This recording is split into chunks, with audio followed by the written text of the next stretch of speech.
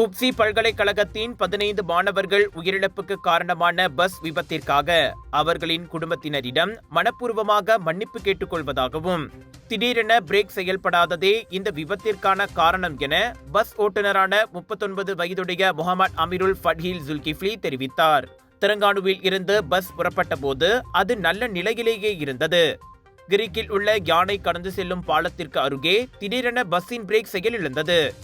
நான் ஓட்டி சென்ற பஸ்ஸில் எந்த ஒரு அடையாள அறிகுறியும் காட்டாமலேயே பிரேக் செயலிழந்ததோடு காற்றழுத்த முறையும் செயல்படவில்லை என தைப்பிங் மருத்துவமனையில் சிகிச்சை பெற்று வரும் முகமது அமீருல் தெரிவித்தார். தன்னால் முடிந்த அனைத்து முயற்சிகளையும் செய்ததாகவும் ஏர் பிரஷரும் வேலை செய்யவில்லை, ஹேண்ட் பிரேக்கும் செயல்படவில்லை என்பதால் கியரை மாற்ற முடியவில்லை, மற்ற வாகனத்துடன் மோதுவதை தவிர்க்க முயன்றேன். விபத்து நடப்பதற்கு முன்பு ஒரு லாரி உட்பட குறைந்தது 4 வாகனங்களை கடந்து சென்றது எனக்கு நினைவிருக்கிறது. விபத்து நிகழ்வதற்கு முன் நான் கடைசியாக முந்தி சென்ற வாகனத்தில் டேஷ்கேம் இருந்தது.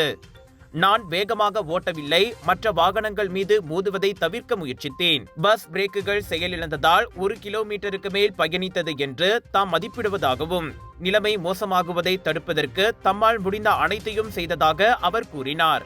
ஜெல்லி கிரேக் பாதையை தாம் நன்கு அறிந்துள்ளதாகவும் பஸ்ஸை தாம் வேகமாக ஓட்டவில்லை என்று முகமது அமீருல் கண்ணீர் மல்க கூறினார்.